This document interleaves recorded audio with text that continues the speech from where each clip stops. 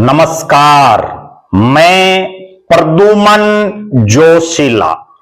आज हम एक ऐसे नेता का जिक्र आपके बीच में करेंगे जो दूसरी बार लगातार अपने हलके से ऐसे जीता कि उनके जीतने के बाद उस विधानसभा क्षेत्र में वर्षों तक सक्रिय चुनाव की मन में ठाने हुए बहुत से नेता जो थे उनमें से ज्यादातर निष्क्रिय हो गए हैं। लगातार दूसरी जीत ने हांसी विधानसभा क्षेत्र में बहुत से नेताओं की राजनीति को खत्म कर दिया। हम जिक्र कर रहे हैं विनोद भ्याणा का। हांसी विधानसभा क्षेत्र में विनोद भ्याणा कुल तीसरी बार विधायक बने 2024 में। उनके लगातार दो बार 2019 और 2024 में चुनाव जीतने का असर यह हुआ कि ज्यादातर जो लीडरशिप है हांसी की वो बिल्कुल हाशिए पर हो गई है।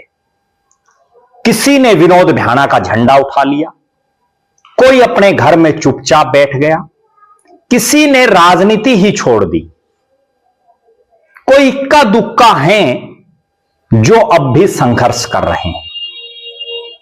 आखिर ऐसा क्यों हुआ, क्या कारण है, वो आज के इस वीडियो में हम आपको बताएंगे। विनोद भ्याणा गांव के सरपंच पद बनकर के अपनी राजनीति जिन्होंने शुरू की, अपने राजनीतिक जीवन में कई चुनाव लड़े, हारे भी जीते भी, कई पार्टियां भी बदली।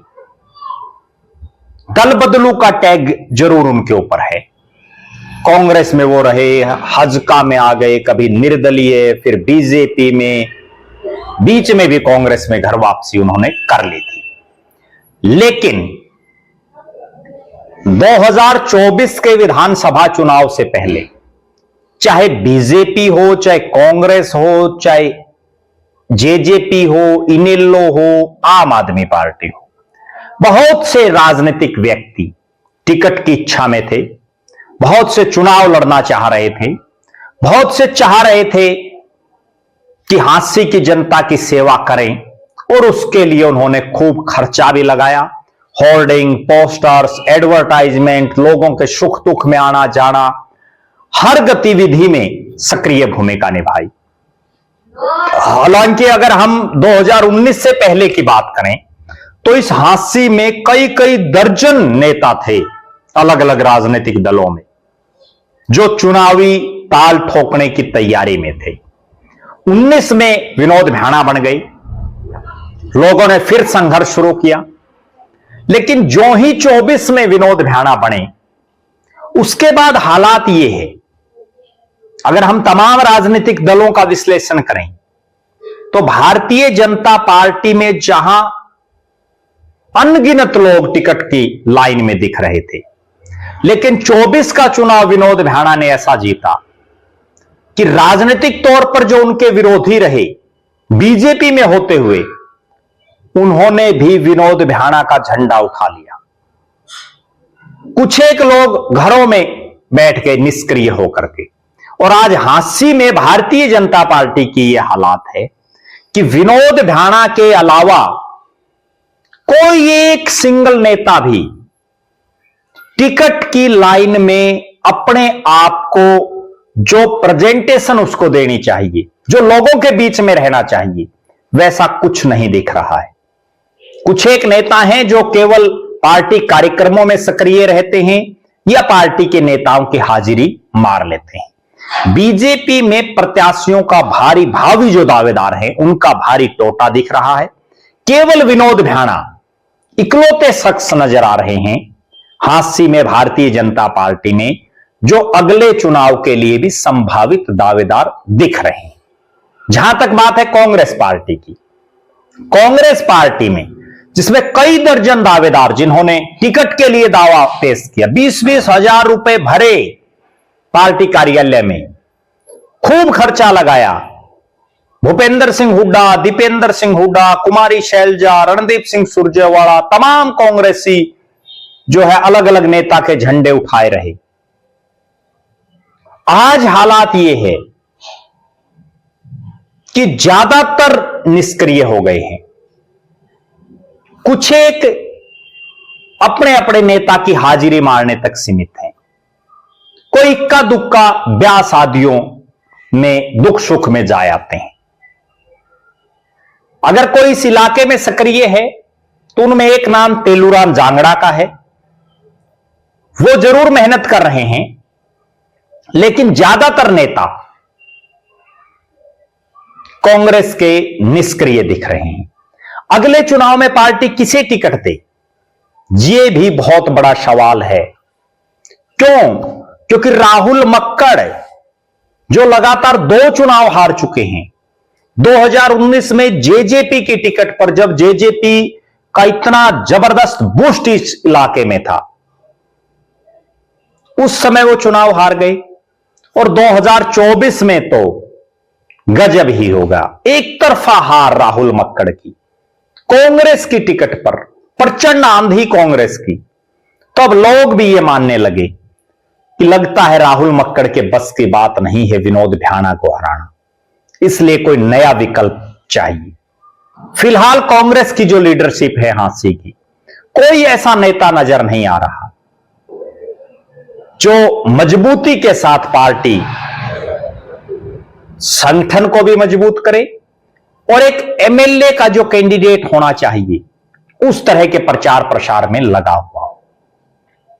जेजेपी को भी किसी नए मजबूत चेहरे की दरकार इस इलाके में है।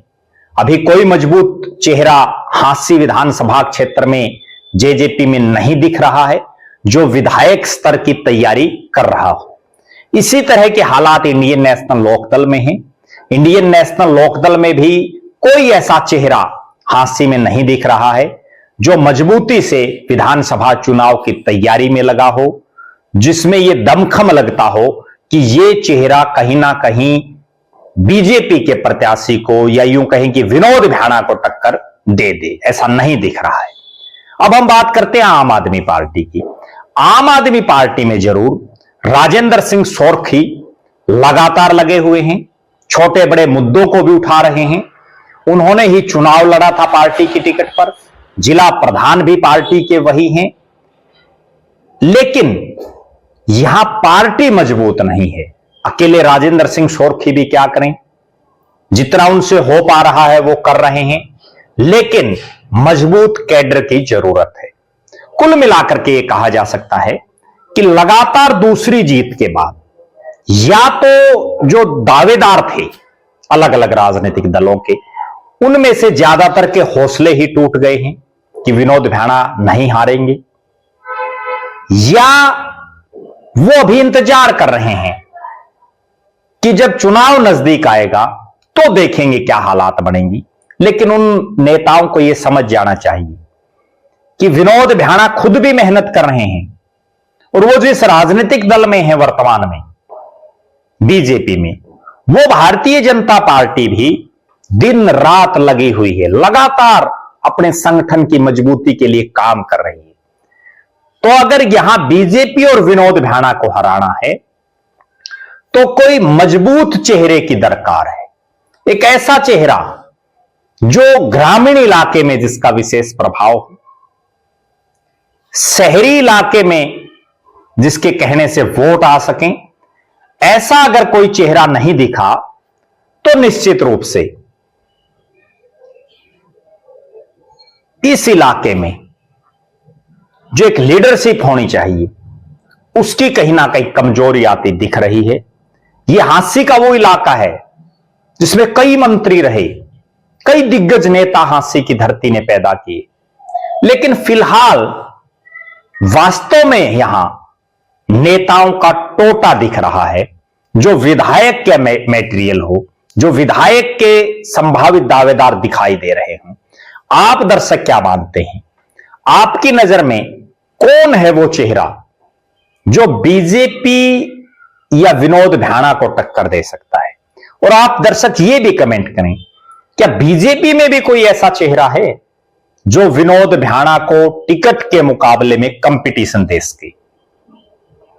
दूसरे राजनीतिक दलों में कौन वो चेहरा है जो चुनाव लड़ने की रेस में आपको दिख रहा है मजबूती से? अपनी बेबाक राय जरूर रखें। बहुत बहुत धन्यवाद। आपका अपना प्रद्युमन जोशीला।